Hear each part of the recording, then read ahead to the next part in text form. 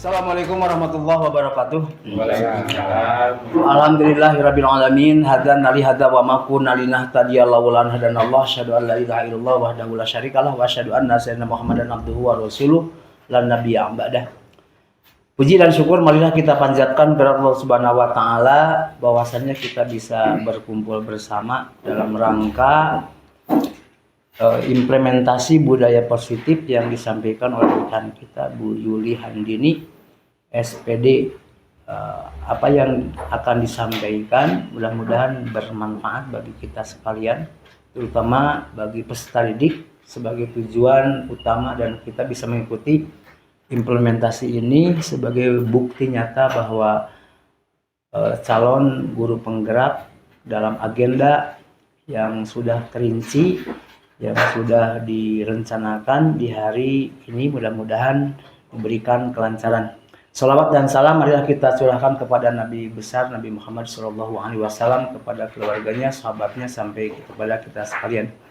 Ibu Yuli yang saya hormati beserta ibu-ibu, bapak-bapak, guru SDN Sukahurip Kecamatan Pamulihan yang saya hormati pula, dalam kesempatan ini kita saksikan yaitu tayangan dan pemaparan dari calon guru penggerak Ibu Yuli Handini SPD. Mudah-mudahan apa yang disampaikan bermanfaat bagi kita sekalian. Untuk itu mari kita simak, dan kepada beliau saya persiapkan dan selamat atas kita melaksanakan, selamat mengikuti atas pelaksanaan di hari ini. Mudah-mudahan berjalan dengan lancar dan ada manfaat bagi kita sekalian. Dipersilahkan. Terima kasih Bapak atas waktunya. Assalamualaikum warahmatullahi wabarakatuh. Waalaikumsalam. Bapak Ibu guru SDN Sukahurip, sebelumnya saya ucapkan terima kasih atas kesempatan yang diberikan dan waktu yang diluangkan untuk menyimak mengenai implementasi budaya positif melalui penerapan keyakinan kelas dan segitiga restitusi di SDN Sukahurip. Sebelumnya perkenalkan, nama saya Yuli Handini. Saya mengajar di kelas 5 SDN Sukahurip yang merupakan CGP angkatan ke-9 dari Kabupaten Sumedang. Berikut merupakan dengan fasilitator Bapak Bambang Sugiarto SS MDS dan juga pengajar praktiknya Pak Ece Mulyadi SPD MPD. Sebelum lanjut ke materi, Ibu dan Bapak bisa melihat di depan setuju atau tidak setuju. Yang pertama, pertanyaan pertama, hukuman dapat mendisiplinkan anak, setuju atau tidak setuju? Tidak setuju. Alasannya? Hukuman dapat mendisiplinkan anak. Menurut Bapak Ibu, apakah setuju atau tidak setuju? Silakan Bu. Tidak setuju karena kalau dikasih hukuman itu anak-anak akan trauma. Ya, nantinya ada trauma healing yang harus dilakukan dan trauma itu akan membekas sampai kapanpun gitu ya. Nanti ada rasa terbebani, selain merasa terbebani, di kemudian hari anak kemungkinan akan dari rasa trauma itu akan menjadi sebuah dendam. Itu mungkin saja terjadi. Kemudian yang kedua yaitu pemberian hukuman dengan hal positif seperti membaca atau membersihkan halaman sekolah dapat meningkatkan disiplin anak. Setuju atau tidak setuju?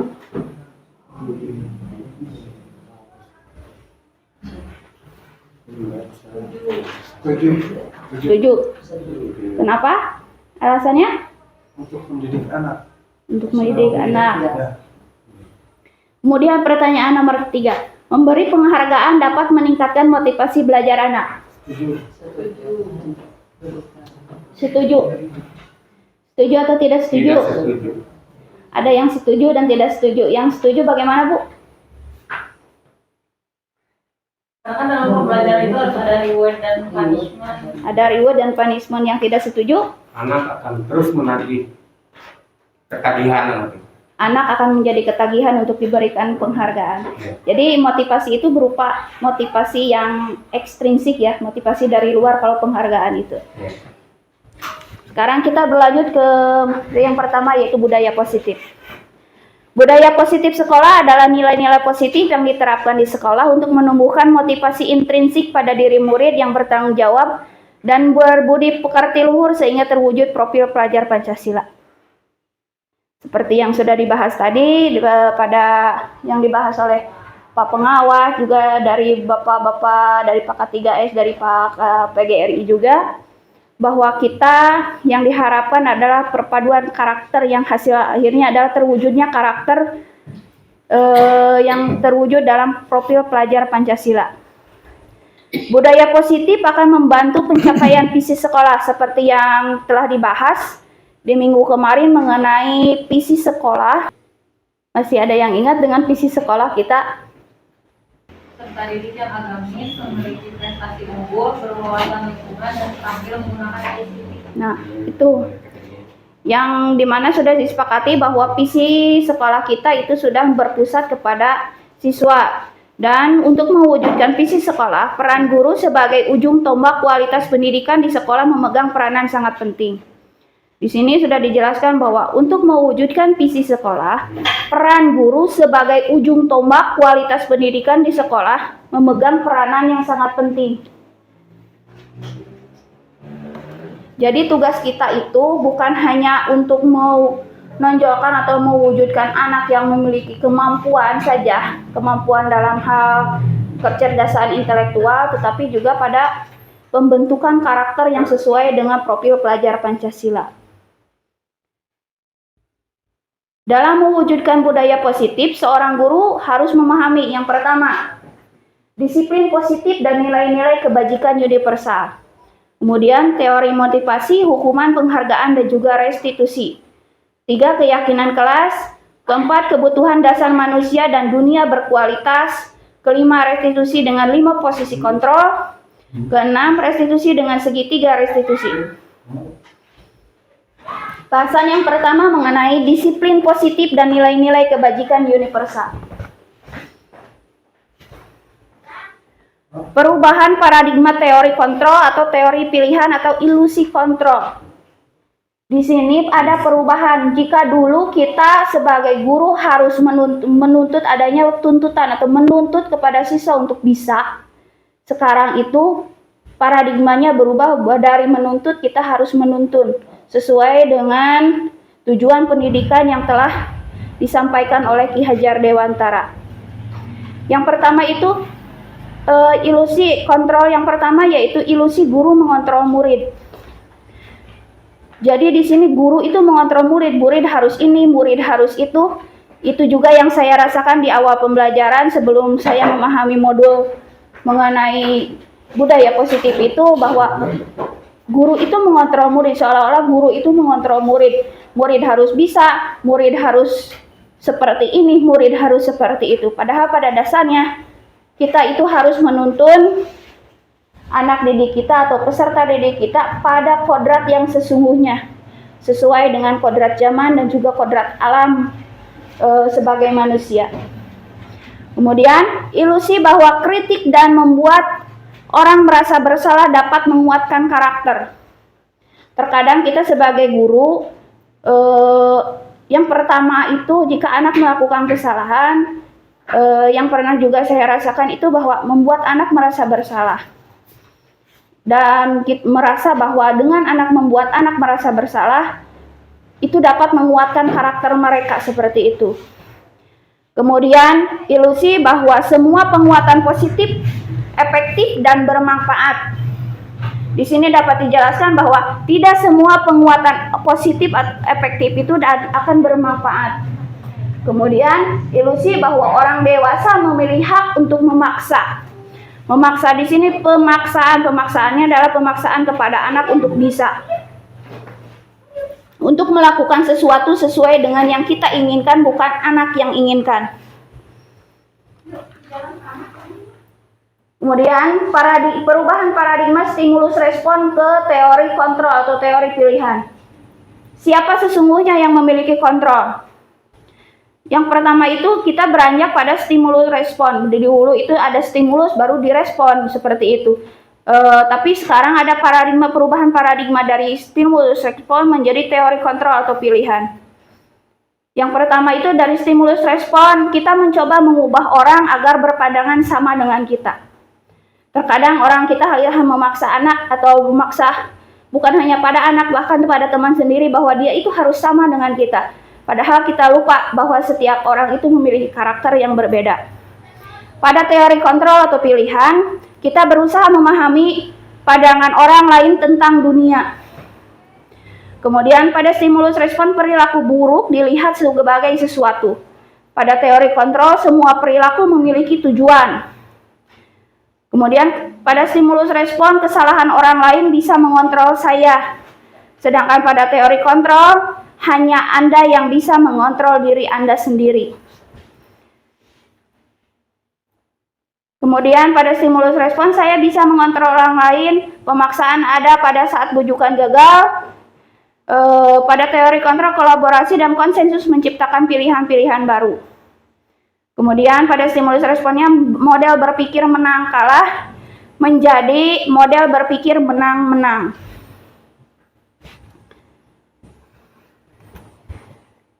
Selanjutnya yaitu mengenai disiplin positif. Teori kontrol pilihan itu menurut William Glasser yaitu Anda tidak bisa mengontrol orang lain, hanya Anda yang bisa mengontrol diri Anda sendiri. Makna disiplinnya yaitu belajar kontrol diri dengan menggali potensi kita agar tercapai tujuan mulia, yaitu sesuatu menjadi seseorang yang kita inginkan berdasarkan nilai-nilai yang kita hargai. Di sini ada motivasi intrinsiknya, kemudian semua perilaku memiliki tujuan. Ada teori motivasi untuk menghindari hukuman dan juga untuk mendapatkan imbalan. Kemudian menghargai diri sendiri. Di sini dihargai diri sendiri itu ada nilai-nilai kebajikan universal yang akhirnya akan menjadi suatu keyakinan kelas. Kemudian model berpikir menang-menang. Kolaborasi dan konsensus menciptakan pilihan-pilihan baru. Dengan 5 posisi kontrol, yaitu 1. Penghukum, pembuat rasa bersalah, teman, pemantau, dan juga manajer. Kemudian dilanjut kepada segitiga restitusi, yaitu menstabilkan identitas, validasi kebutuhan, dan juga menanyakan keyakinan. Realitas kebutuhan kita berbeda. Kita berusaha memahami pandangan orang lain tentang dunia. Setiap orang memiliki gambaran berbeda, yaitu berdasarkan teori 5 kebutuhan dasar manusia: bertahan hidup, penguasaan, kasih sayang dan rasa diterima, kesenangan serta kebebasan.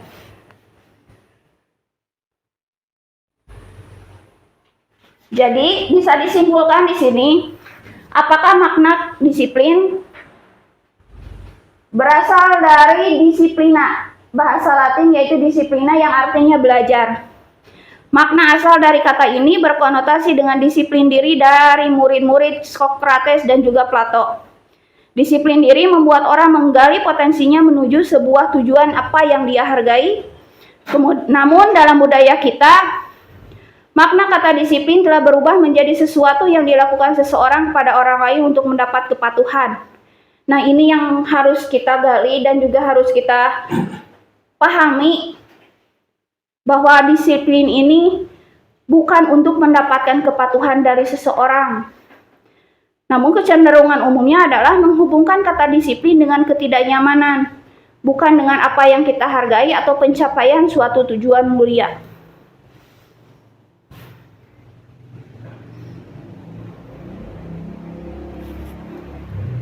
Nilai-nilai kebajikan universal. Nilai-nilai kebajikan universal adalah sifat-sifat positif manusia yang merupakan tujuan mulia yang ingin dicapai setiap individu. Nilai-nilai tersebut bersifat universal. Universal berarti mendunia, bersifatnya bukan hanya untuk kalangan kita saja, tetapi diyakini oleh seluruh dunia. Dan lintas bahasa, baik lintas bahasa, suku bangsa, agama maupun latar belakang. Setiap perilaku perbuatan memiliki satu tujuan. Tentu kita ingat bahwa setiap apa yang kita lakukan pasti mempunyai tujuan masing-masing dengan pikiran masing-masing. Yang seperti yang diutarakan Dr. William Glasser pada teori kontrol tahun 1984. Dengan mengaitkan nilai-nilai kebajikan yang diyakini seseorang, maka motivasi intrinsiknya akan terbangun. Motivasi intrinsik itu intrinsik, kalau intrinsik berarti dari dalam, dari diri kita sendiri. Kalau intrinsik dari luar. Sehingga menggerakkan motivasi diri dari dalam untuk mencapai tujuan mulia yang diinginkan. Itu menurut Diane Gossen tahun 1998. Nilai-nilai kebajikan yang ingin dicapai oleh setiap anak Indonesia kita kenal dengan profil pelajar Pancasila, yaitu beriman, bertakwa kepada Tuhan Yang Maha Esa, dan berakhlak mulia, mandiri, bernalar kritis, berkebinekaan global, bergotong royong, dan juga kreatif. Berikutnya yaitu mengenai teori motivasi, hukuman, penghargaan, dan juga restitusi. Ini pada pembahasan ini semuanya saling berhubungan.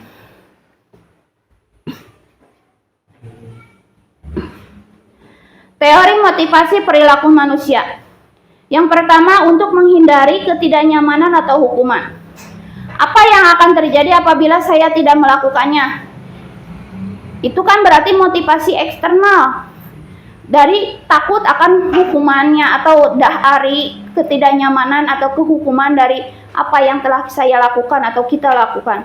Kemudian untuk mendapat imbalan dari orang lain atau institusi. Kalau untuk mendapat imbalan dari orang lain atau institusi itu motivasi eksternal atau internal? Eksternal dari luar. Kemudian untuk menghargai diri sendiri. Saya akan menjadi orang yang seperti apabila saya melakukannya. Itu motivasi eksternal atau internal? Internal, berarti tujuan positif, disiplin positif dari dalam dirinya sendiri.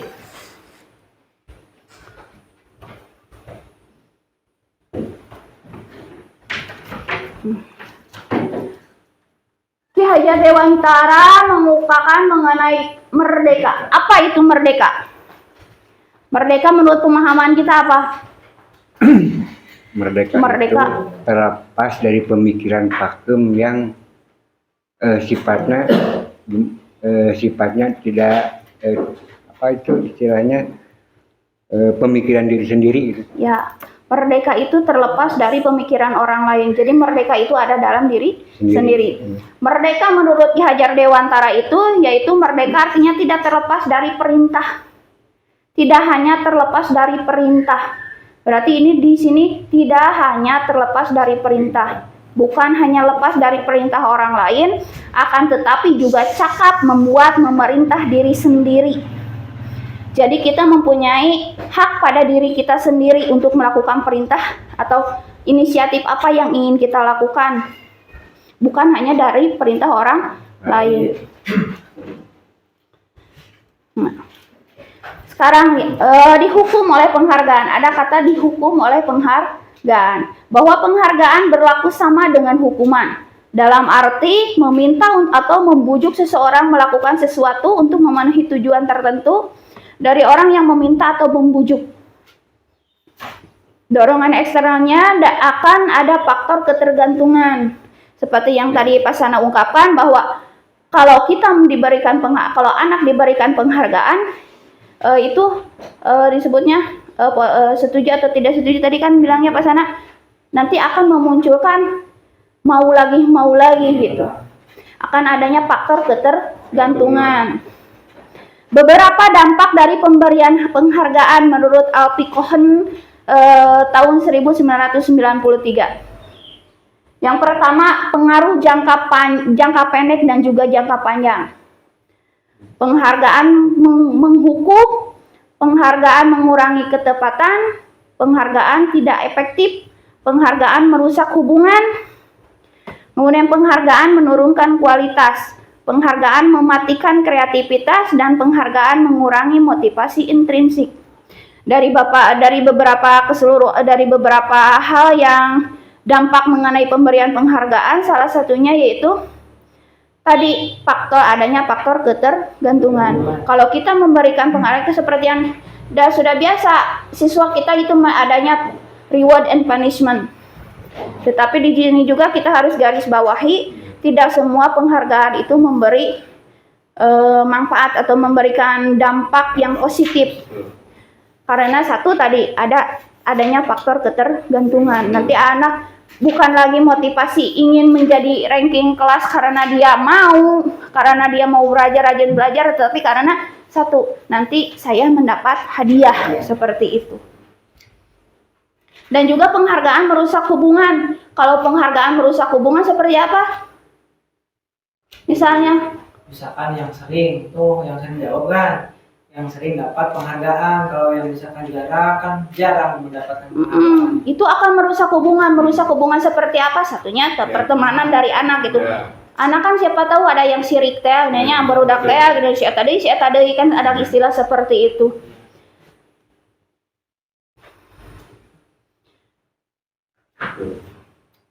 Kemudian bentuk program kebajikan atau apresiasi. Jadi di sini bukan lagi penghargaan tapi bentuknya apresiasi. Dalam memberikan apresiasi atau pengakuan, perlu diingat beberapa hal. Satu, beri pengakuan secara khusus. Kemudian, beri pengakuan secara pribadi, beri pengakuan kepada semua murid secara bergantian.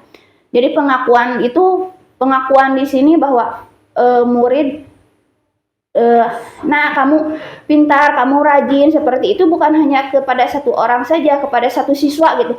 Menargetkan hanya si anak ini saja, tetapi kita harus berikan apresiasi itu berupa berapresiasi positif itu kepada seluruh siswa gitu, tanpa mengenal si A, si B dari latar belakang yang berbeda seperti itu. Dan beri pengakuan secara konsisten. Kemudian fokus pada proses. Nah, contoh pengakuan atau apresiasi kebajikan. Misalnya ada kalimat pembuka. Di sini ada kalimat pembuka, nilai kebajikan dan juga situasi. Contohnya, kemarin saya perhatikan untuk kalimat pembukanya. Kemarin saya perhatikan nilai kebajikannya, rasa empatimu besar sekali. Situasinya pada saat menolong murid baru di kelas kita. Jadi ada kalimat pembuka, nilai kebajikannya apa, dan situasinya seperti apa. Kemarin saya perhatikan rasa empatimu besar sekali pada saat menolong murid baru di kelas kita. Seperti itu, berupa pertolongan anak yang membantu temannya, atau anak yang rajin di kelasnya, seperti itu. Berupa apresiasi, bukan lagi sebuah reward atau penghargaan berupa bentuk barang gitu. Saya menghargai kepedulianmu pada saat membantu teman-temanmu di tugas kelompok. Kemudian, terima kasih untuk rasa tanggung jawabmu pada saat kamu memungut kertas yang berserakan di lantai. Jadi hal-hal kecil juga kita harus berikan apresiasi gitu. Sehingga nanti akan memunculkan motivasi intrinsik pada diri siswa. Nah, sekarang mengenai hukuman atau konsekuensi. Apa bedanya hukuman dan konsekuensi? Ada hukuman, ada konsekuensi. Sudah seperti ada kalimat-kalimat hukuman anak ini, konsekuensi dari ini seperti itu. Oh, hukuman. Kalau hukuman perbuatan yang dilanggar, kan? Kalau Konsekuensi itu hasil akibat dari perbuatan itu. ya.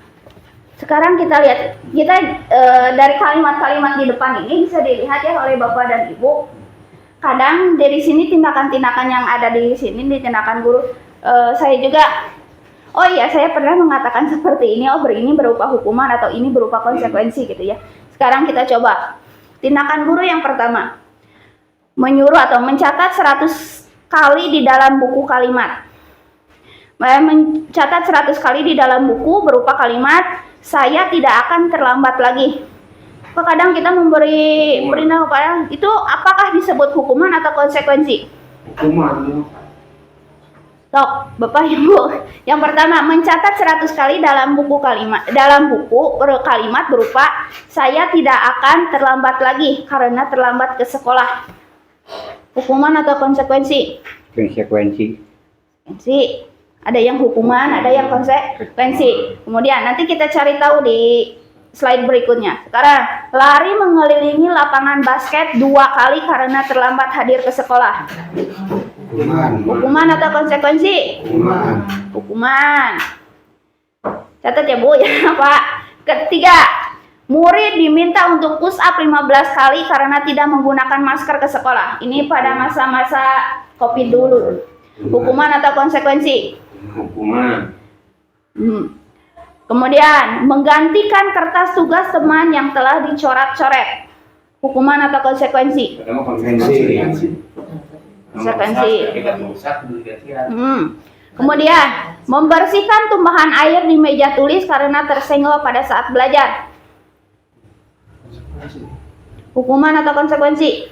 Konsekuensi. Kemudian, murid disuruh untuk tidak mengenakan sepatu seharian di sekolah karena tidak mengenakan sepatu hitam. Hukuman atau konsekuensi? Kemudian, lari mengelilingi lapangan basket 2 kali karena terlambat 10 menit untuk pelajaran PJOK. Hukuman atau konsekuensi? Kita cek jawabannya. Ini hasilnya ya. Ada hukuman atau ada juga konsekuensi. Yang pertama, mencatat 100 kali dalam buku berupa kalimat saya tidak akan terlambat. Itu adalah sebuah hukuman. Kemudian lari mengelilingi lapangan basket 2 kali karena terlambat hadir di sekolah. Itu juga hukuman. Murid diminta untuk push up 15 kali karena tidak menggunakan masker ke sekolah. Hukuman. Menggantikan kertas tugas teman yang telah dicoret-coret. Konsekuensi. Membersihkan tumpahan air di meja tulis karena tersenggol pada saat belajar. Konsekuensi. Murid disuruh untuk tidak mengenakan sepatu seharian di sekolah karena tidak mengenakan sepatu hitam. Nah, ini yang terakhir. Lari mengelilingi lapangan basket 2 kali karena terlambat 10 menit untuk pelajaran PJOK. Itu adalah konsekuensi. Kenapa konsekuensi bukan hukuman? Karena ada pelajaran tersebut. Ya, di sini kan ada yang melari mengelilingi lapangan basket 2 kali karena terlambat 10 menit untuk pelajaran PJOK. Jadi di sini sudah ada ketetapan atau peraturan yang dilanggar.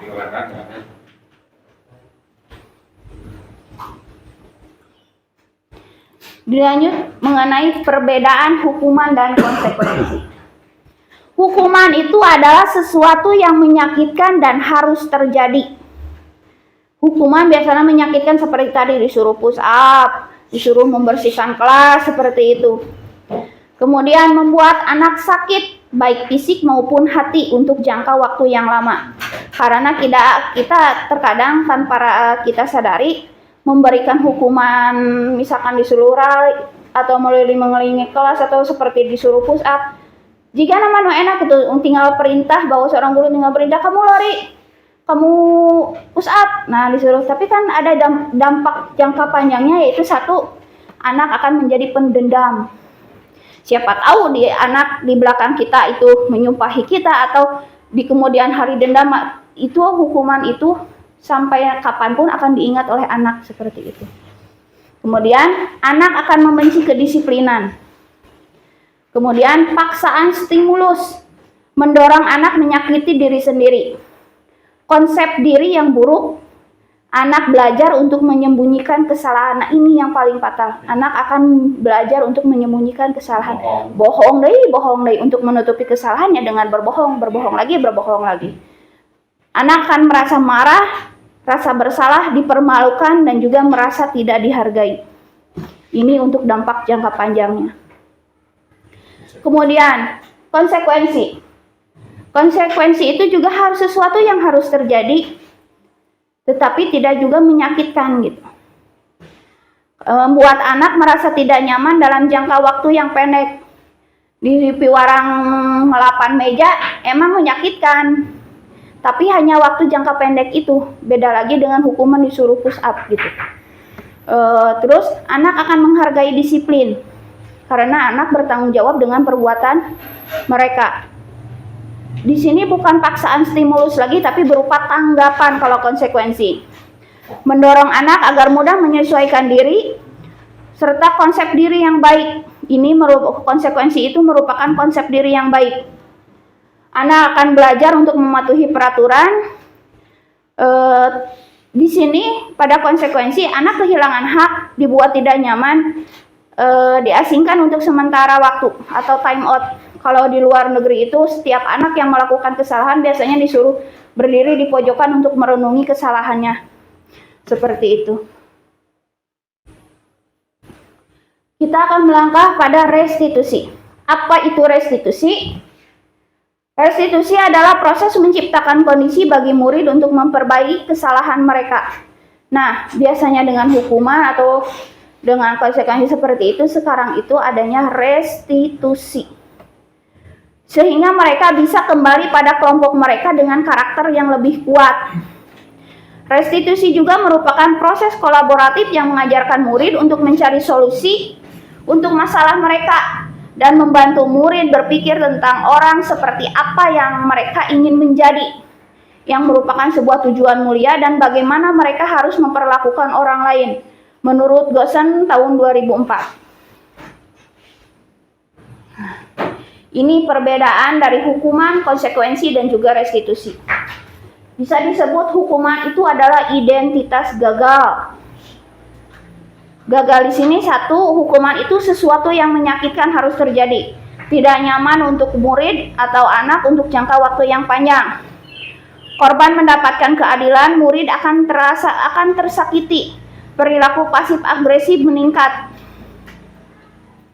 Kemudian sistem tidak akan berjalan bila murid tidak takut. Jadi orang teh kalaka lebih kak nyingsieunan budak kalau kita memberikan hukuman. Berlaku hanya pada sebuah institusi, tidak berlanjut pada kehidupan nyata. Hanya berlaku di sekolah. Misalkan kita memberikan hukuman kepada anak, itu hanya berlaku untuk di sekolah, tapi tidak akan berdampak pada kehidupan nyata anak di masyarakat atau di keluarganya. Peraturannya adalah kamu harus.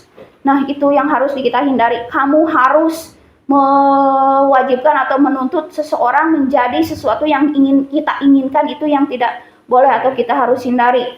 Murid akan membenci peraturan.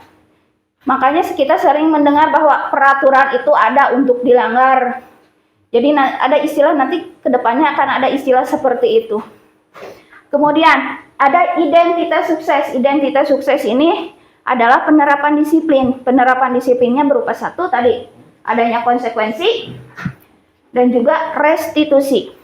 Pada konsekuensi itu nanti hasilnya itu netral. Kalau tadi hukuman itu hasilnya adalah negatif, sedangkan pada netral itu pada konsekuensi itu hasilnya netral. Netral itu berarti tidak negatif atau positif gitu. Sedangkan restitusi itu nanti salah satunya adalah memberikan pilihan, menguatkan murid, anak atau anak dalam jangka waktu yang panjang. Korban akan mendapat ganti, terus murid juga mendapatkan penguatannya dari kita gitu. Masalah akan terpecahkan dengan pemikiran atau dari pemecahan masalah dari siswanya. Dari siswa, berasal dari siswa, kembali lagi ke siswa. Murid belajar bertanggung jawab untuk perilakunya. Murid belajar bertanggung jawab untuk perilakunya, kemudian fokus pada pemecahan masalah dalam jangka waktu yang panjang. Kemudian apa yang nanti si guru itu akan menanyakannya itu apa yang kamu yakini. Nah, di sini yakini itu nanti kembali lagi pada nanti pembahasan mengenai keyakinan kelas. Apa yang bisa kamu lakukan untuk memperbaiki masalah ini? Jadi si guru akan menanya, apa yang bisa kamu lakukan untuk memperbaiki masalah ini? Jadi kembali lagi ke murid. Murid melakukan suatu kesalahan, kemudian dilakukan proses restitusi. Kemudian murid itu akan berpikir bagaimana caranya saya memecahkan masalah ini gitu. Kemudian yang dampaknya diharapkan itu anak itu akan menghormati dirinya dan juga orang lain. Dan itu yang dihasilkan itu adalah identitas sukses yang positif gitu.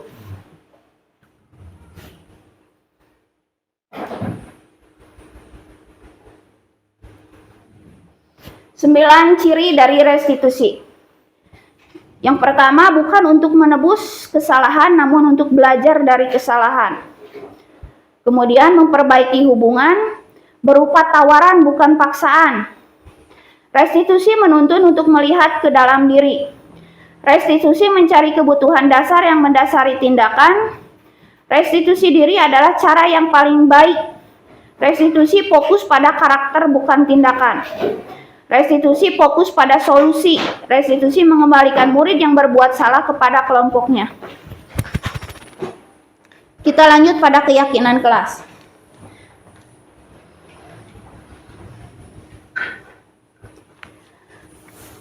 Di sini kita kan kalau yang sudah membuat itu adanya kesepakatan, biasanya kan ada peraturan, ada kesepakatan, ada keyakinan. Nah, kita ada yang dibahas di sini adalah mengenai keyakinan kelas.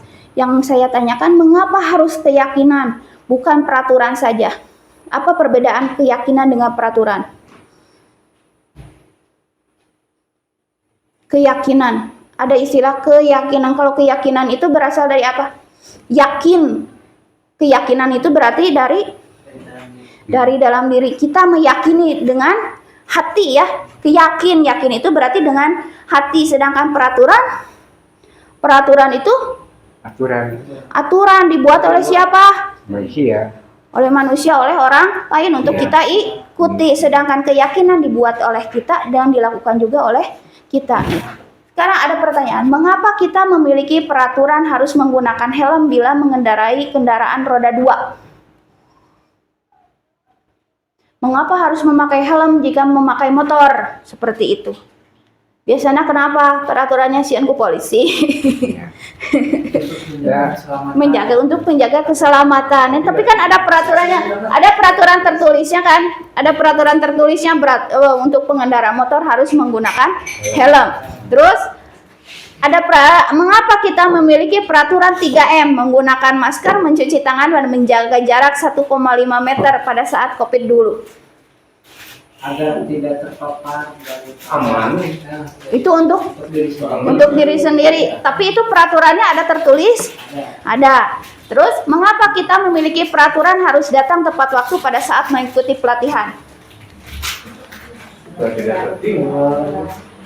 Iya, supaya tidak terlambat atau tidak terlewatkan pada proses kegiatan pelatihan. Seperti itu. Adanya peraturan, bedanya peraturan dengan keyakinan. Peraturan itu berarti sudah dibuatkan dan kita harus mengikuti. Sedangkan keyakinan, nah ini, keyakinan itu untuk mendukung motivasi intrinsik. Motivasi intrinsik itu dari dalam diri sendiri. Nah, kembali ke nilai-nilai atau keyakinan-keyakinan lebih menggerakkan seseorang dibandingkan mengikuti peraturan-peraturan.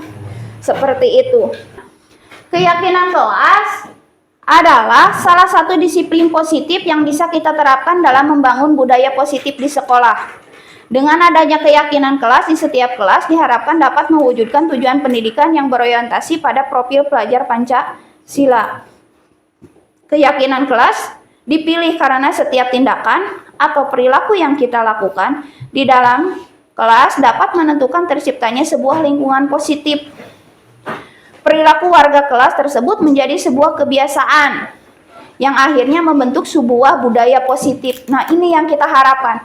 Dari keyakinan kelas, kemudian terciptanya sebuah lingkungan positif, dari lingkungan positif misalkan dari dalam kelas. Jadi kita membuat sesuatu itu bukan dari lingkup besar ke kecil, tapi dari lingkup kecil ke lingkup yang besar gitu. Jadi dari keyakinan kelas yang dipilih, kemudian terciptanya sebuah lingkungan yang positif, kemudian dari lingkungan positif itu perilaku warga kelas tersebut menjadi sebuah kebiasaan yang akhirnya membentuk sebuah budaya positif. Ini poin yang kita luruskan dari keyakinan kelas ke lingkungan positif dan menjadi budaya positif.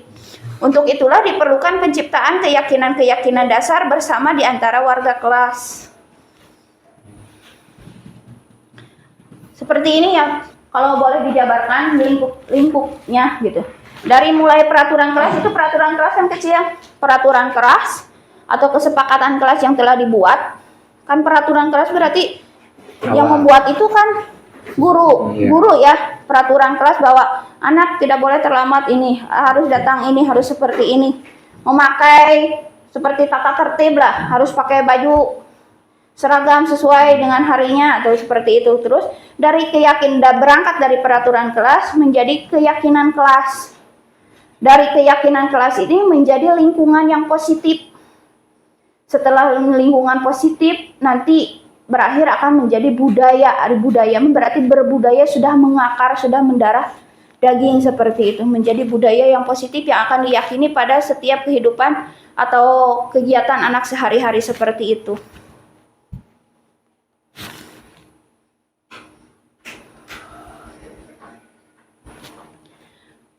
Nah, di sini ada kesepakatan kelas dan juga keyakinan kelas. Di sini ada pertanyaan, yang mana yang merupakan keyakinan kelas? Mengapa?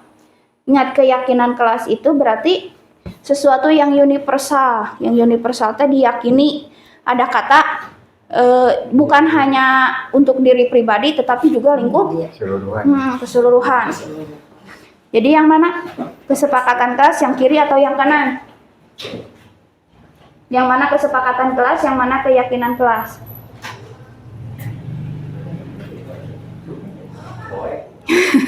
Tinggal ibu. Suka tingali yang pami diagengkeun ieu na sok rada ieu ngaheng. Seperti yang sebelah kiri ya. Datang tepat waktu mengucapkan salam, menjaga kebersihan sekolah, berdoa sebelum dan sesudah kegiatan, aktif dalam pembelajaran, tertib. Sepakatan atau keyakinan? Keyakinan. Terus yang sebelahnya lagi. Kami guru dan murid yang saling menyayangi. Kami murid yang semangat belajar. Kami murid yang peduli dengan teman-teman. Keyakinan yakin tadi yang seolah-olah Aturan ada dalam diri, perlu tepat waktu. supaya ketemu dengan Islam kan ucapkan salam gitu kan, jadi budaya mungkin. Jadi kembali lagi pada nilai-nilai universal. Kembali lagi kepada nilai-nilai universal. Yang mana yang mengandung nilai-nilai universal? Tapi semuanya juga sama, itu bahasanya sama. Cuman kan di sana dari ketiga itu kan tumbuh rasa keyakinan itu. Ya, yang beda itu kan di sini pada yang sebelah kanan itu kami guru dan murid yang saling menyayangi. Kami murid yang semangat belajar. Kami murid yang peduli dengan teman-teman. Berarti itu dari faktor diri atau dari luar? Dari diri. Dari diri. Nah, itu keyakinan. Ini pendalaman keyakinan kelas pada tabel T dan Y. Misal, hormat. Kami meyakini bahwa sangat penting untuk menghormati semua orang dan barang milik orang lain. Itu mengenai hormat. Hormat berarti meyakini bahwa sangat penting untuk menghormati semua orang dan barang milik orang lain. Kemudian bekerja. Kami meyakini bahwa sangat penting untuk mengerjakan segala pekerjaan atau mengikuti kegiatan yang telah ditugaskan. Itu pada bekerja. Kemudian merasa diterima dan dimiliki. Kami meyakini bahwa sangat penting untuk merasa diterima pada suatu kelompok dan saling peduli satu dengan yang lainnya. Nah, itu adalah ada kata-kata atau nilai yang mengandung nilai-nilai universal. Ya. Seperti itu. Pada tabel T dan Y seperti ada terdengar. Yang terdengar itu seperti apa? Yang terdengar. Kalau hormat itu terdengar, terlihat atau berperilaku? Berperilaku. Kalau bekerja? Bisa terlihat? Bisa terlihat? Bisa terlihat. Ya, kalau diterima dan dimiliki? Tidak terlihat. Terlihat tidak? Tidak. Tidak. Terdengar tidak? Tidak. Terdengar. Terdengar. Ya. Kalau berperilaku? Berperilaku tidak. Diterima dan dimiliki. Ya. Pan merasa diterima pada suatu kelompok dan saling peduli satu dengan yang lainnya, berarti itu adalah menunjuk pada berperilaku seperti itu.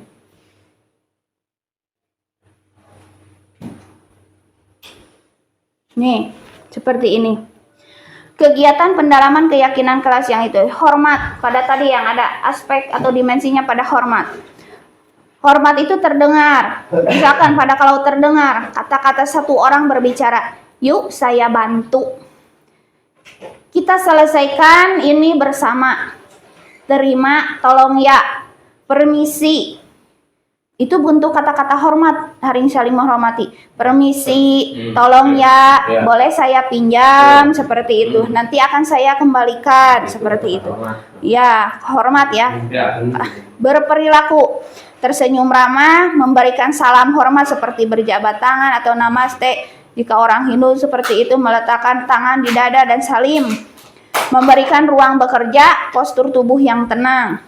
Kemudian kalau terlihat pada hormat seperti berempati terhadap perasaan orang lain, memegang barang milik orang lain hanya dengan izinnya, itu terlihat seperti ini punya si A, saya mau pegang harus minta izin, itu terlihat.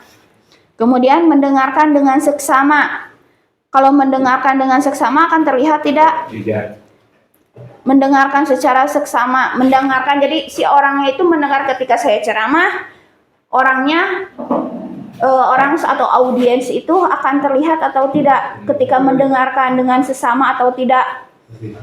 Akan terlihat. Senantiasa berbuat baik terlihat oleh orang lain. Kalau kita berbuat baik akan terlihat oleh orang lain. Kemudian kalau kita saling berbagi, misalkan berbagi atau pada istilahnya saling berbagi antar sesama, akan terlihat atau tidak? Bisa terlihat. Nah, itu adalah bentukan dari hormat. Di sini hormat tampak seperti dan tidak tampak seperti. Yang pertama itu hormat datang tepat waktu. Kemudian tidak tampak sepertinya, sering hadir terlambat. Nah, inti nanti kita dalam membuat keyakinan kelas harus membuat model seperti ini dulu. Model pendalaman tabel T dan Y. Kemudian menyapa teman dan guru setiap hari. Yang tidak tampaknya tak acuh kepada teman. Berarti ini yang tidak tampaknya yang negatif, yang tidak boleh dilakukan. Terus yang tampak sepertinya mengembalikan barang teman dengan yang telah dipinjam dengan mengucapkan terima kasih. Yang tidak tampaknya itu tidak mengembalikan barang yang telah dipinjam dan meletakkan sembarangan. Untuk bekerja, tampak sepertinya tekun bekerja dan menyimak guru. Tidak tampak sepertinya tidak mendengarkan guru dan acuh tak acuh. Tampak sepertinya menyerahkan tugas tepat waktu, tidak tampaknya tugas tidak diberikan.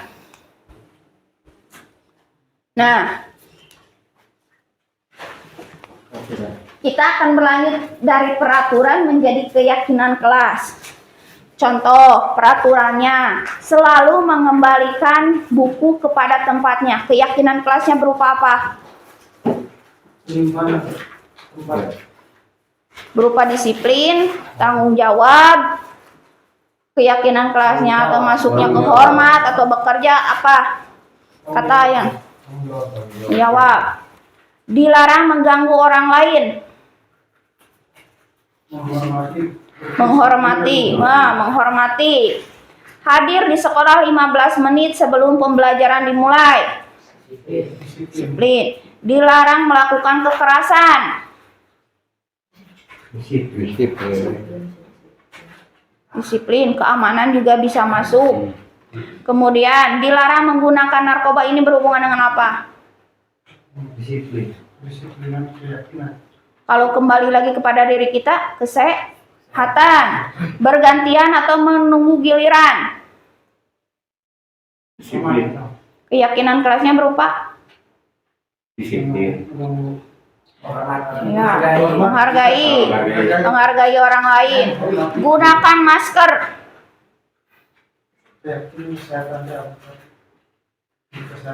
Kesehatan, jangan berlari di kelas atau koridor.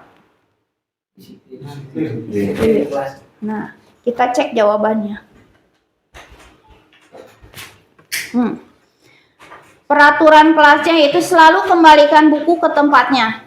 Keyakinan kelasnya tanggung jawab. Dilarang mengganggu orang lain. Keyakinan kelasnya menghormati orang lain. Kemudian hadir di sekolah 15 menit sebelum pembelajaran dimulai. menghormati orang lain dan berkomitmen untuk tidak terlambat masuk sekolah. Terus dilarang melakukan kekerasan, keyakinan kerasnya keselamatan, menghargai orang lain. Kemudian dilarang menggunakan narkoba, itu kesehatan, bergantian atau menunggu giliran, menghormati orang lain, bersabar, menggunakan masker, kesehatan, keselamatan, jangan berlari di kelas atau koridor, keselamatan, keamanan. Nah, karena kita tidak melakukan praktek, jadi tadinya mau praktek karena berhubung waktu yang tidak memungkinkan, bisa kita menyimak aksi nyata yang telah dilakukan oleh rekan CGP saya yang lain.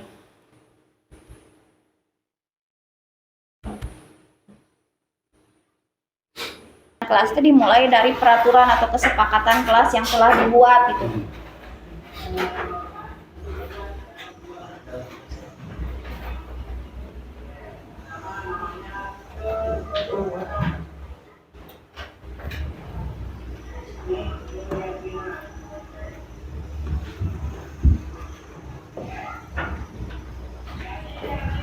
Nah, atau iya tunggu.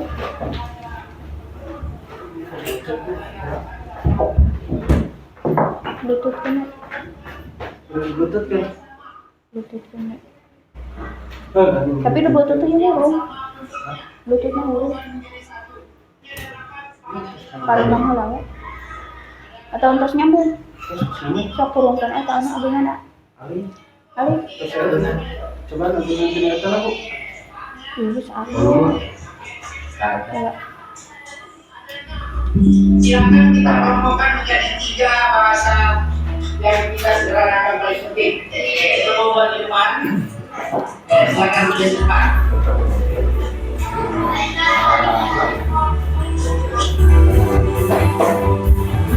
Langkah pertama yang dilakukan sebenarnya mengambil nilai-nilai kebajikan dari kesepakatan kelas yang telah disusun sebelumnya. Didapatlah 3 kata-kata sederhana yang diterapkan. Salah satunya disiplin, menghormati, dan tertib.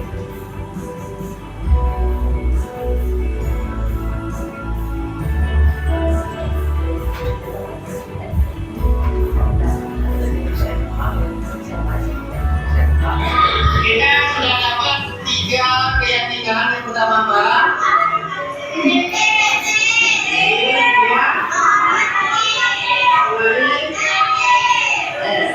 Tulis di buku kamu dalam 3 ini itu sikap yang diharapkan seperti apa?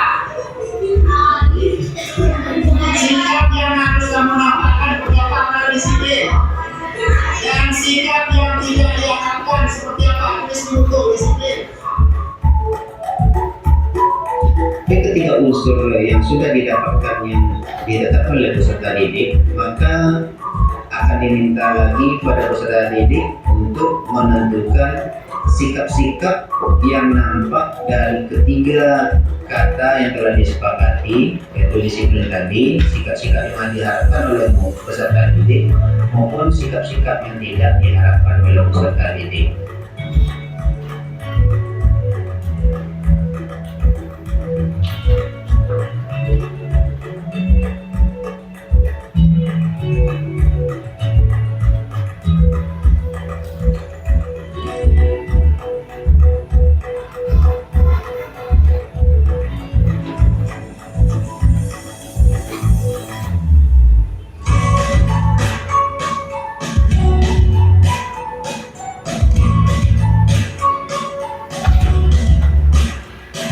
Langkah selanjutnya, setelah sikap diharapkan dan yang tidak diharapkan, juga dibuat diagram Y untuk menentukan yang pertama sikap yang terlihat, terdengar, dan perilaku.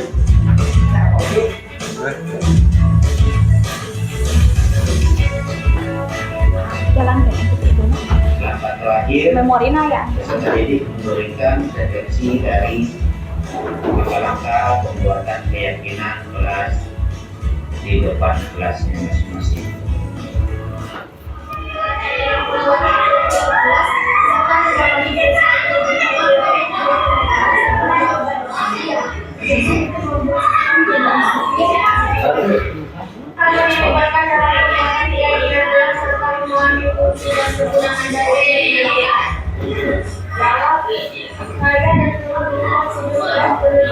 membuat pekerjaan berat.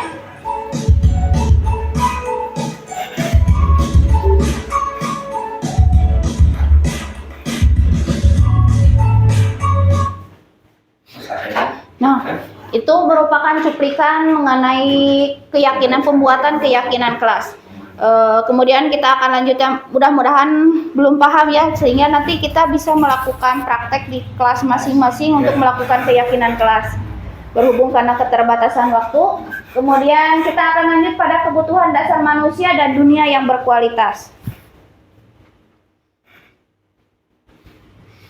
Kebutuhan dasar manusia itu apa saja? Yang pertama itu rasa kasih, sayang, dan juga rasa diterima. Tentu itu merupakan modal pertama dari kebutuhan dasar manusia, yaitu rasa kasih sayang dan juga rasa diterima. Kemudian penguasaan, bertahan hidup, kebebasan, dan juga kesenangan. Nah, jika salah satunya tidak kita dapatkan, apa yang kita rasakan?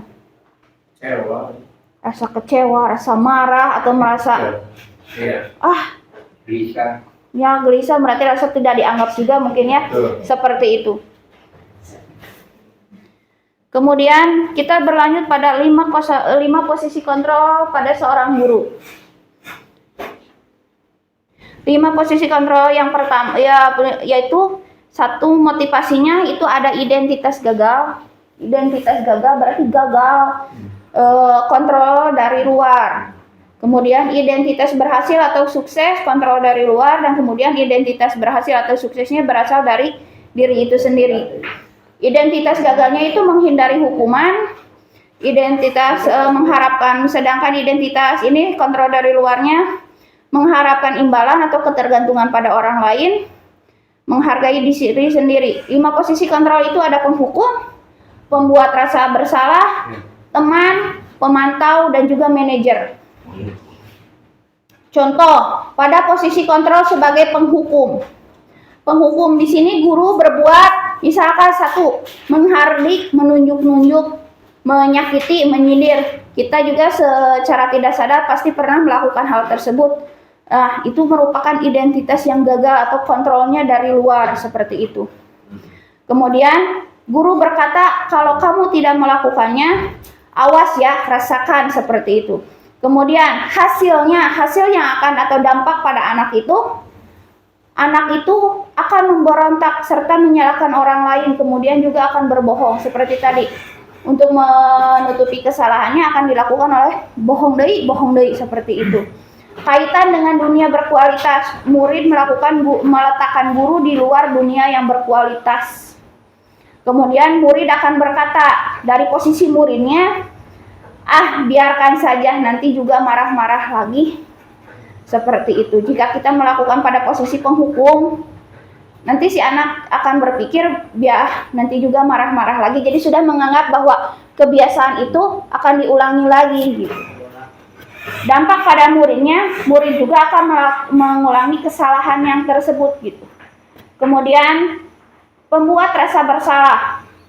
Pembuat rasa bersalah di sini ada kata-katanya, guru itu perbuatan gurunya itu berceramah dan mengatakan seharusnya kamu begini, atau ada kata ibu kecewa dengan kamu karena kamu begini seperti itu.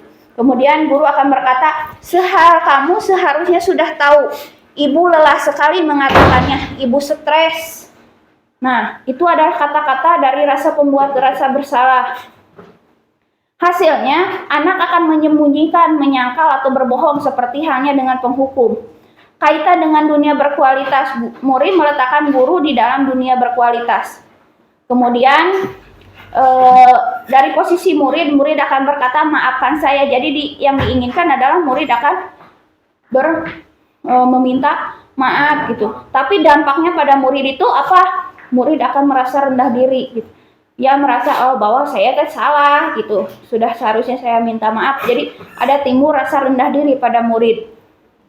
Kemudian identitas atau posisi kontrol yang ketiga yaitu sebagai teman. Guru akan berbuat perbuatan yang akan guru lakukan, yaitu membuat alasan-alasan untuk muridnya.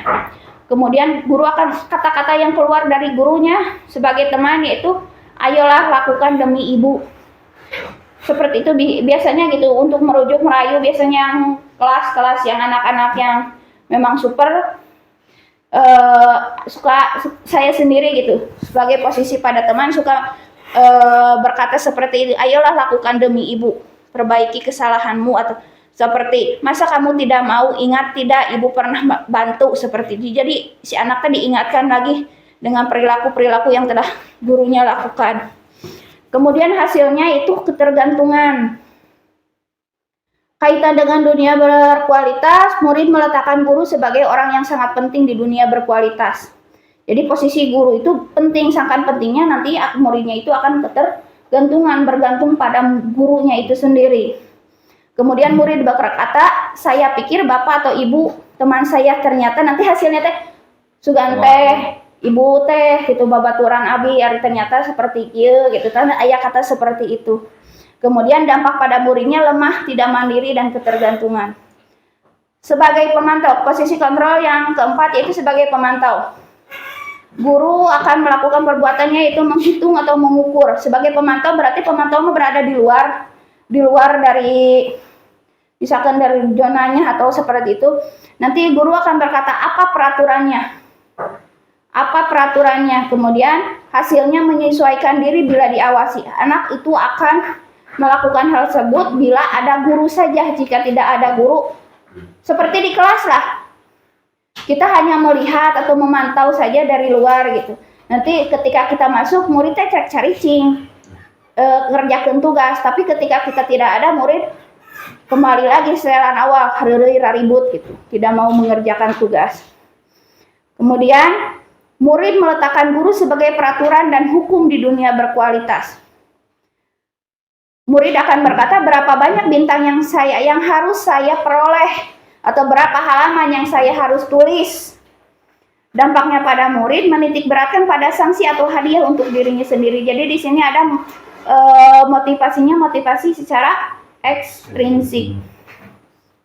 Nah, identitas berhasil atau sukses kontrol dirinya yaitu sebagai manajer. Yang pertama, guru di sini perbuatan gurunya mengajukan pertanyaan-pertanyaan. Kemudian guru akan berkata, apa yang kita yakini, kembali lagi keyakinan kelas. Apa yang kita yakini? Terus apa yang bisa kamu lakukan untuk memperbaikinya? Nah, di sini poin pentingnya, apa yang bisa kamu lakukan untuk memperbaikinya? Jadi kembali lagi anak berbuat salah, kemudian anak juga yang harus memperbaiki atau mencari permasalahannya untuk memperbaiki, mencari solusinya untuk memperbaiki kesalahan tersebut. Di sini hasilnya yaitu menguatkan pribadi anaknya tersebut. Kaitan dengan dunia berkualitas, murid meletakkan dirinya sebagai individu yang positif dalam dunia berkualitas. Kemudian murid akan berkata, kembali lagi ke murid, bagaimana caranya saya bisa memperbaiki keadaan. Kemudian dampak pada muridnya mengevaluasi diri, bagaimana cara memperbaiki diri.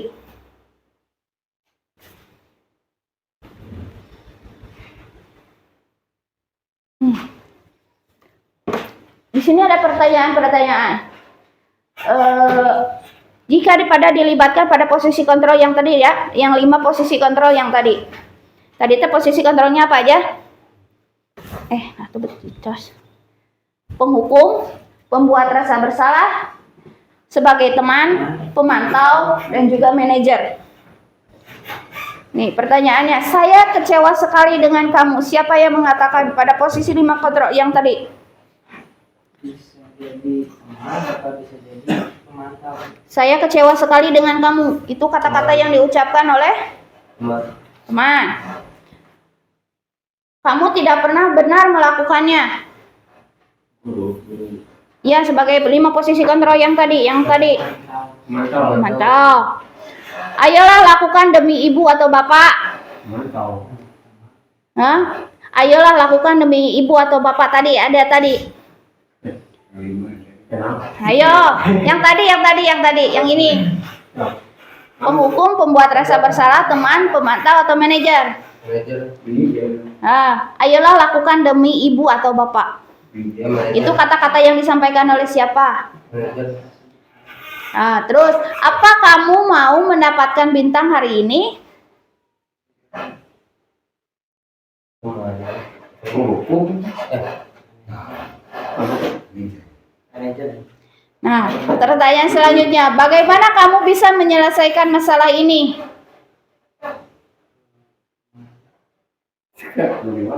Membuat rasa bersalah.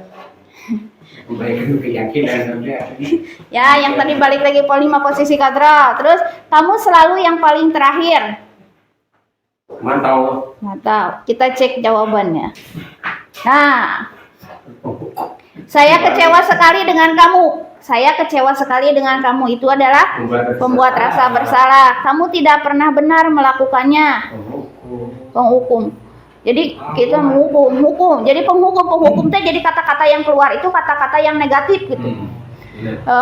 Ayolah lakukan demi ibu atau bapak. Jadi emang kaos kababaturan kumahanya jadi seolah-olah kita itu setara gitu tuh. Jadi ayolah lakukan demi ibu atau bapak. Namun kita kan seperti kemarin aja waktu kita mau kegiatan nanti teh FTBI ini, anaknya tidak mau tapi ada kata-kata dari seorang guru, ayolah lakukan demi ibu atau bapak gitu ta. Ayolah kamu mau mengikuti lomba ini buat ibu atau bapak gitu seperti itu. Terus di sini apakah kamu mau mendapatkan bintang hari ini sebagai pemantau? Bagaimana kamu bisa menyelesaikan masalah ini? Nah, bagaimana kamu bisa menyelesaikan masalah ini? Itu adalah pada posisi manajer. Kamu selalu yang paling terakhir. Nah, ini kata-kata negatif lagi sebagai penghukum. Ini bergerak di antara ya peraturan, pemantau, konsekuensi atau hadiah. Terus nilai-nilai manajer memperbaikinya.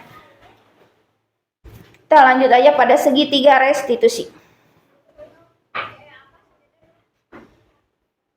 Apa itu segitiga restitusi? Segitiga restitusi adalah proses menciptakan kondisi bagi murid untuk memperbaiki kesalahan mereka sehingga mereka bisa kembali pada kelompok mereka dengan karakter yang lebih kuat. Jadi dari siswa, solusi nanti siswa, kembali lagi nanti karakter yang lebih baik lagi untuk siswa seperti itu. Bu, sekarang Bu, kan di kurikulum merdeka kan catatan kurikulum merdeka kan mengajarkan guru harus bisa kan gitu ya. Guru harus bisa mengajarkan pada anak didik itu kan. Jadi kan dia bukan guru menuntun. Nah, jadi cara guru kan bahasanya menuntun dia berarti mengayomi muridnya gitu ya, anak didiknya. Kan terlepas dari aturan-aturan yang ditetapkan aturan hukuman ya menuntun di sini Pak. Jadi menuntun itu berfokus atau berpusat pada siswanya. Jadi kalau boleh diambil kesimpulan atau ditarik benang merahnya, pada kurikulum merdeka itu setiap kegiatan, badai dimulai keyakinan kelas atau kegiatan apapun, pembelajaran seperti apapun, menitik beratkan pada berpusatnya itu pada siswa. Jadi tugas kita di sini sebagai menuntun di sini menuntun siswa sesuai dengan kodratnya, kodrat alam juga kodrat zaman gitu. Jadi kita tidak bisa menuntut, kan kadang ada zaman orang mah baheula teu bisa teu meunang kieu gitu. Zaman orang baheula bae da belajar oge gitu kan aya suka ada istilah gitu. Jadi istilah menuntut zaman dulu mah kolonialisme mah kita dituntut, menuntut gitu. Guru teh menuntut siswa untuk begini untuk menjadi sesuatu, untuk menjadi harus seperti ini sesuai dengan keinginan guru. Sekarang mah tugas guru adalah menuntun sesuai kodratnya anak didik kita gitu, peserta didik sesuai kodrat alam, kodrat zamannya juga. Karena kita harus ingat bahwa setiap siswa, badai manusia juga memiliki karakternya masing-masing, tidak bisa disamaratakan. Jadi itu kenapa kita harus menuntun gitu. Jadi tidak bisa terlepas bahwa anak teh harus sesuai dengan pakamna, anak teh harus begini gitu. Iya, seperti harus. Jadi anak tadi disesuaikan dengan karakter. Misalkan makanya di awal pembelajaran kita membuat dengan adanya asesmen diagnostik. Asesmen diagnostik itu kan untuk mendiagnostik bagaimana si anak teh dari cara belajar, apakah belajarnya kan beda-beda anak belajar teh. Aya budak teh anu bisa jalan-jalan wae tapi tetap mendengarkan, bisa paham. Aya budak teh anu kudu dituntun wae, aya seperti itu. Jadi karena berbedanya karakteristik tersebut, kita tidak bisa menuntut anak untuk sama rata sama bisa gitu. Anak teh harus semua anak seperti ini, tidak. Makanya penilaian kita kan ada penilaiannya, singkatnya ada bukan hanya pada penilaian yang misalkan ada poinnya aja seperti itu, tapi pada penilaian dari kehadirannya juga, dari sikap sosialnya seperti apa gitu, seperti itu. Di sini kembali lagi ke segitiga restitusi. Tujuan dasar dari segitiga restitusi itu menurut Dian Goosen, satu, mengubah identitas anak yang bersalah dari orang gagal menjadi orang sukses. Dari rasakeun manehanana teh lu masakeun urang mah gagal gitu, tapi kemudian dipikir kembali atau dirubah mindsetnya menjadi orang yang sukses gitu. Bagaimana memecahkan masalah yang dia hadapi gitu, seperti itu. Tinggalnya tuh kata jelas. Di sini validasi tindakan segitiga restitusinya yang pertama yaitu menstabilkan identitas. Menstabilkan identitas ini yaitu setiap orang pasti pernah melakukan kesalahan. Di sini kata-katanya setiap orang pasti pernah melakukan kesalahan. Kamu bukan satu-satunya yang pernah melakukan ini. Kemudian validasi tindakan yang salahnya, kamu tentu punya alasan-alasan mengapa melakukan hal tersebut. Adakah cara yang lebih efektif untuk mendapatkan apa yang kamu butuhkan? Kemudian menanyakan keyakinan. Kembali lagi keyakinan kelas. Jadi poin pentingnya itu kita harus membuat keyakinan kelas gitu, untuk menerapkan segitiga restitusi. Keyakinan kelas apa yang telah kita sepakati? Terus kamu ingin menjadi orang yang seperti apa gitu.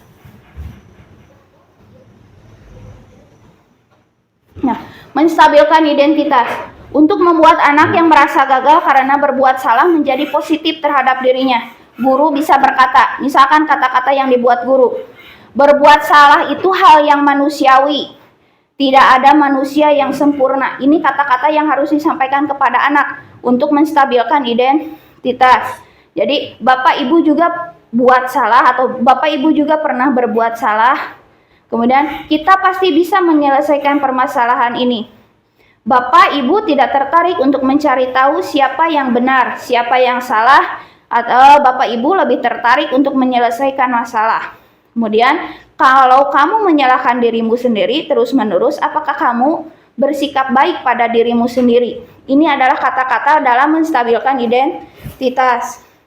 Kemudian validasi tindakan yang salah. Validasi tindakan yang salah ini membantu murid mengenali basic need atau kebutuhan dasar yang ingin dipenuhinya ketika melakukan kesalahan itu. Pada dasarnya setiap tindakan manusia tujuannya adalah memenuhi kebutuhan dasar, apakah itu penguasaan, kebebasan, rasa kasih sayang, dan diterima kesenangan atau bertahan hidup.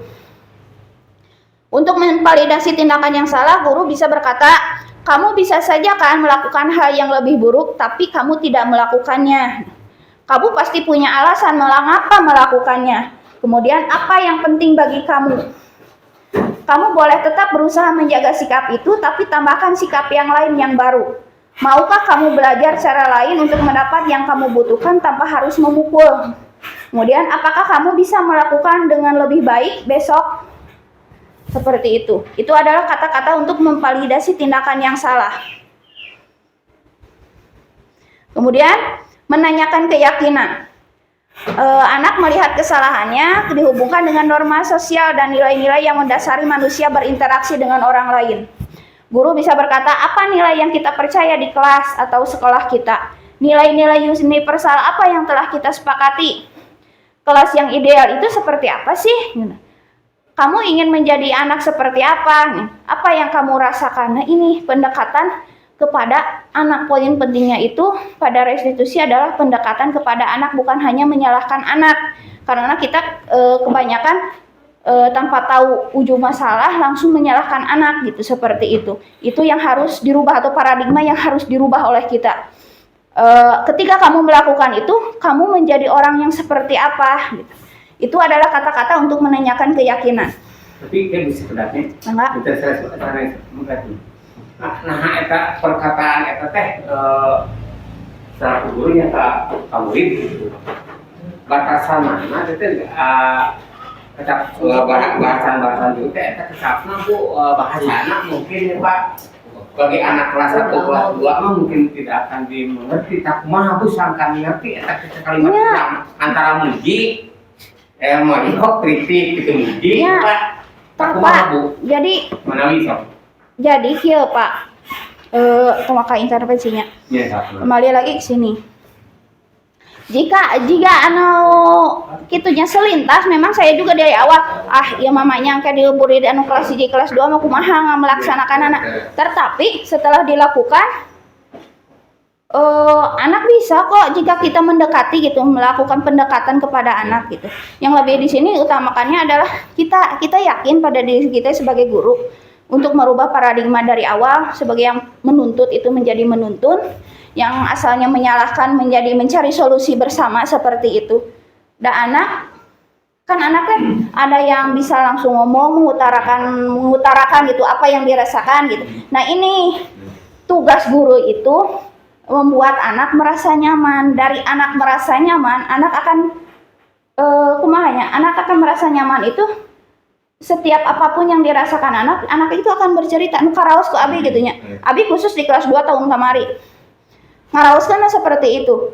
Anak yang tidak mau belajar membaca, ketika anak tidak bisa membaca, ditanyakan bagaimana kumaha, anak kan biasanya sok pendiam masa kumaha. Tetapi jika sudah anak didekati, anak itu akan muncul kata-katanya sendiri gitu. Anak akan bercerita langsung gitu. Jika anak dibiasakan untuk bercerita, dibiasakan untuk terbuka kepada kita gitu.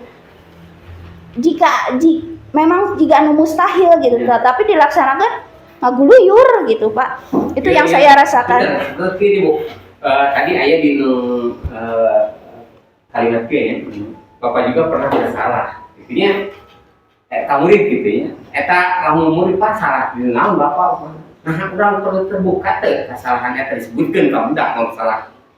Pan salah teh empatan ya, empatan ngadidik ka urang atau ngadidik ka budak supaya eta budak teh bisa naon teu kena hukuman gitu, tapi kecaritaan abinya Bu gitu. Bapak juga pernah bersalah eta kumaha. Nah, kesalahan eta perlu ka budak dikemukakan seutuhnya gitu. Enggak harus diutarakan seutuhnya gini Pak. Misalkan anak terlambat ke sekolah gitu ya. Ada kasus anak terlambat ke sekolah. Jadi ibu juga dulu pernah kok berbuat salah gitu. Berbuat salah misalkan untuk terlambat ke sekolah ya kita utarakan ibu juga pernah berbuat salah seperti ini gitu. Tetapi di sini misalkan untuk menstabilkan emosinya, berbuat salah itu hal yang manusiawi gitu. Berbuat salah itu adalah hal yang manusiawi. Tidak ada manusia yang sempurna seperti itu. Itu kata-kata yang kita ucapkan gitu. Jadi nanti kamu mau bercerita alasan kamu melakukan hal tersebut. Nanti lanjut lagi ke validasi tindakan yang salah. Kamu bisa saja melakukan hal yang lebih buruk, tapi kamu tidak melakukannya kan. Itu berlanjut gitu. Lanjut lagi nanti ke menyanyikan keyakinan. Nilai apa yang kelas apa yang kamu misalkan di nilai-nilai kelas, kalau kita sudah membuat keyakinan kelas, nilai apa yang kamu langgar seperti itu. Kalau emang kita sudah melakukan keyakinan kelas gitu. Jika sulit untuk mengimplementasikannya, tetapi jika kita sudah dekat gitu. Jadi ini makanya melakukan anak tuh bukan tanpa batas, tetapi membiarkan anak lebih dekat dengan kita, lebih terbuka dengan kita, itu akan lebih bagus lagi gitu pada perkembangan anak.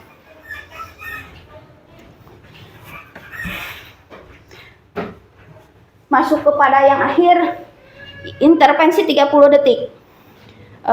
Di sini kita bisa melakukan intervensi 30 detik atau intervensi ya. Intervensi itu bisa membantu murid kembali ke tujuan semula dengan cukup singkat dan dengan cara yang non korporatif, dan pertanyaan yang diajukan biasanya dikemukakan oleh seorang pemantau atau manajer. Tadi pada posisi 5 kontrol tadi. Ya, pada posisi pemantau atau manajer. Nah, apakah kamu ingin berbuat lebih baik? ini intervensi-intervensi yang bisa kita lakukan kepada anak gitu. Apakah saat ini kamu sedang menjadi orang yang sedang kamu inginkan? Apakah kamu bisa mengubah kegiatan atau perilaku kamu saat ini menjadi sikap yang lebih membantu? Apakah wajar membuat kesalahan? Bisakah kita memperbaikinya gitu? Apa yang kamu lakukan saat ini sesuai? Nah, seperti itu, sampai bisakah kamu melakukannya atau apa yang kamu inginkan? Peraturannya seperti apa? Jadi kembalikan lagi kepada anak. Ini adalah contoh penerapan segitiga restitusi.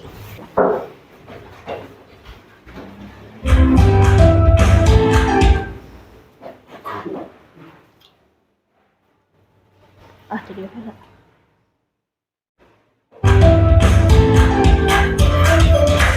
Ini adalah demonstrasi kontekstual juga dari teman saya sama CGP. Assalamualaikum warahmatullahi wabarakatuh.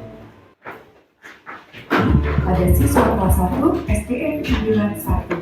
Tuh, ini kelas 1 ya, Pak. Pada saat jam pelajaran berlangsung, ada seorang siswa yang terlihat makan sambil sembunyi. Sebagai seorang guru, saya harus menyelesaikan masalah tersebut dengan baik menggunakan tahapan segitiga restitusi.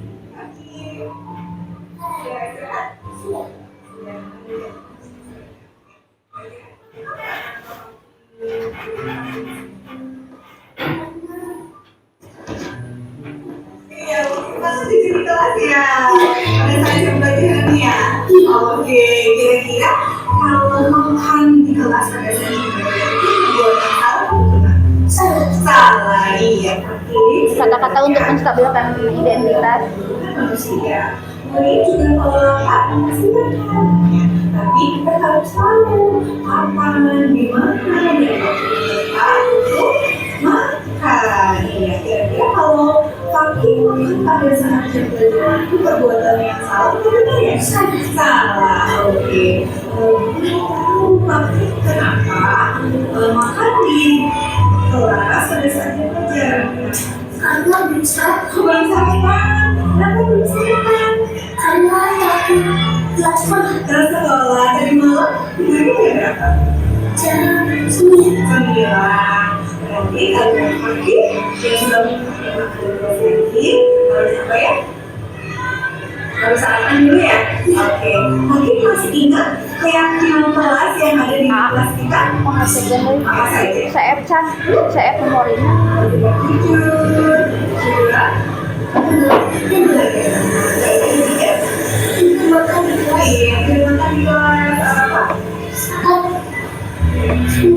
Iya, belajar. Jadi ketika Fakih makan di kelas pada saat pelajaran itu sesuai dengan kelas kita kan? Tidak, oke.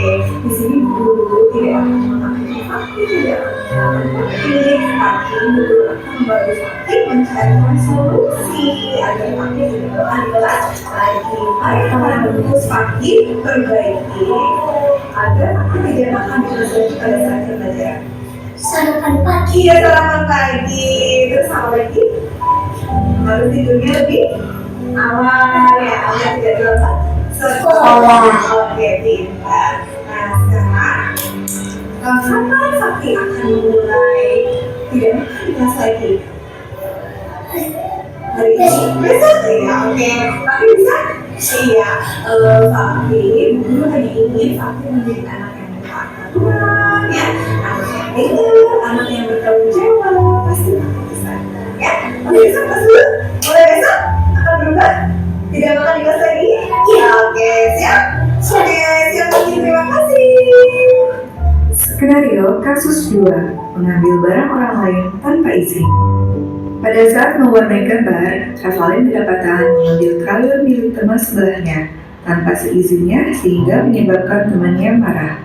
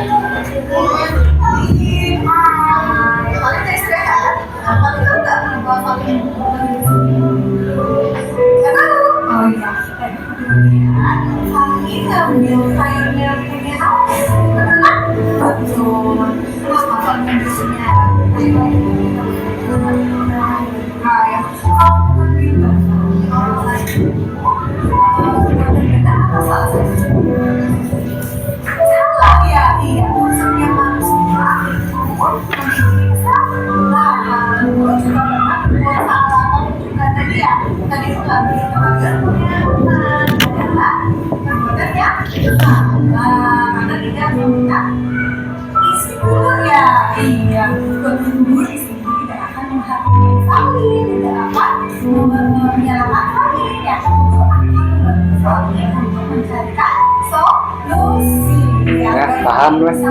Paham. Paham ya? Maksud famili apa tadi? Nah, udah langsung ke refleksi. Mungkin ada Bapak Ibu yang bisa menyampaikan hal baru apa atau paradigma apa yang saya dapatkan pada hari ini. Antara keyakinan dengan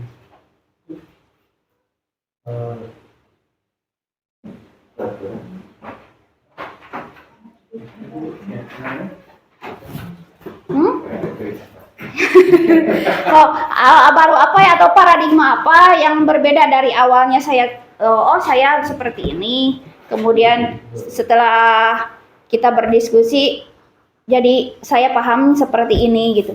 Itu yang mungkin yang saya tanyakan, itu apa yang saya dapatkan atau hal baru apa yang mengubah paradigma itu pandangan saya dari awalnya seperti ini, kemudian setelah kita berdiskusi hal baru ini yang saya dapatkan seperti itu. Gini Bu, jadi tidak semua hukuman itu mendisiplinkan anak begitu, anak hukuman itu. Jadi semacam peraturan itu ya sebaiknya kalau dulu kan tata tertib atau peraturan itu dibuat oleh kita guru atau orang-orang lain kan, sampai beli itu papan tata tertib.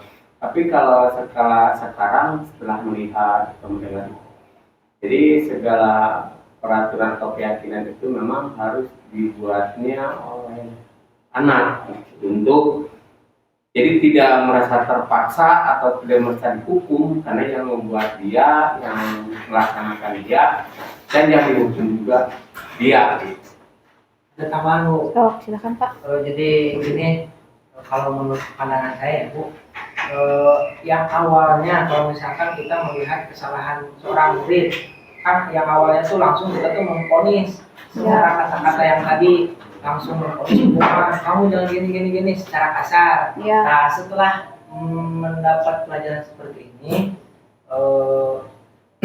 pandangan saya pun jadi berbeda. Jadi dengan cara yang tadi diterangkan seperti ada restitusi, ya konstitusinya, jadi menyampaikan kepada si pelanggar itu bagaimana agar si pelanggar tersebut menyadari, jadi sadar kesalahannya di mana dan tidak mungkin ada rasa dendam atau yang mendalam seperti gimana ya. Ya habis sekedik nih. Pak. Enten tadi makanya niatin di awal di akhir didefinisikan. Jadi kalau abdi nyalira gitu punya, jadi istilahnya teh mengubah atau membenahi cara pola berpikir anak dan tawisna hormat. Ya. Menemukan rasa tumbuh di dirinya pribadi gitu. Itu pendapat tadi gitu. Terus yang pertanyaan kedua, perasaan apa yang muncul selama mengikuti sesi ini khususnya mengenai makna disiplin dan motivasi intrinsik? Perasaan seperti apa yang muncul pada diri Bapak dan Ibu? Ya rasa ya menggugah rasa kumaha penyebutannya. Ya perasaan tanggung jawab lah gitu. Ya. Terus pertanyaan ketiga, saya akan menjadi Among yang seperti apakah setelah mengikuti diskusi ini? Among itu guru akan menjadi seperti apa gitu? Ya membentuk diri pribadi diri pribadi jadi muncul istilah karakter nanti yang asli gitu. Jadi seorang guru yang ingin mewujudkan nilai atau nilai-nilai atau pada karakter murid itu sendiri. Terus Pak? Jadi ada nama. Ada suatu untuk menuntun anak didiknya. Jadi ada gambaran kepada anak didiknya. Yang ini hukuman, terus yang ini apa tadi? Yang kedua teh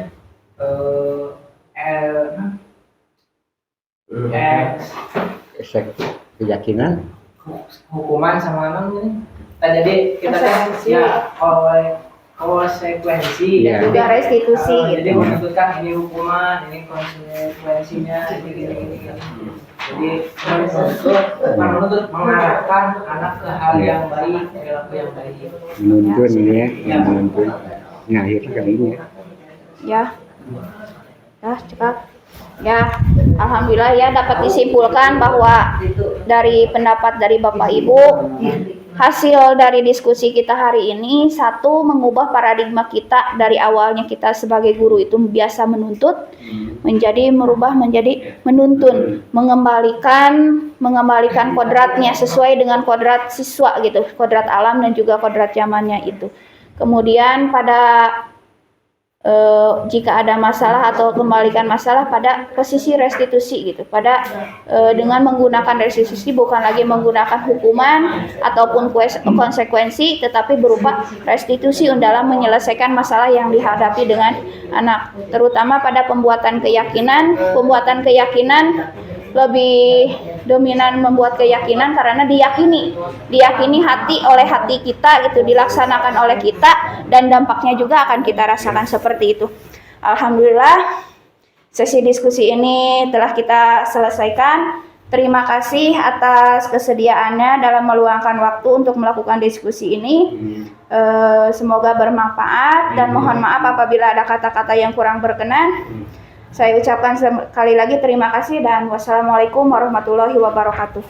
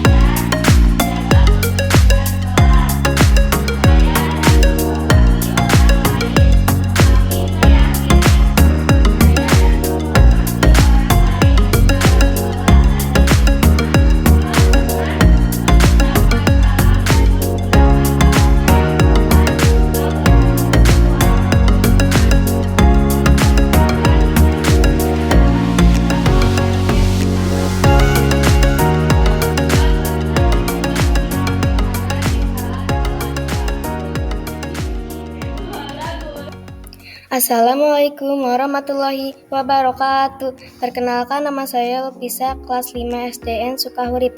Saya sangat senang belajar dengan Bu Yuli karena Bu Yuli mengajarkan saya dan teman-teman untuk rukun dan saling menghormati serta saling membantu. Belajar dengan Bu Yuli sangat menyenangkan. Wassalamualaikum warahmatullahi wabarakatuh. Assalamualaikum warahmatullahi wabarakatuh. Perkenalkan, nama saya Alisa, kelas 5 SDN Sukahurip. Saya sangat senang belajar dengan Bu Yuli karena Bu Yuli mengajarkan saya dan teman-teman untuk selalu berbuat baik dan sopan, disiplin dan melakukan budaya positif di sekolah. Wassalamualaikum warahmatullahi wabarakatuh.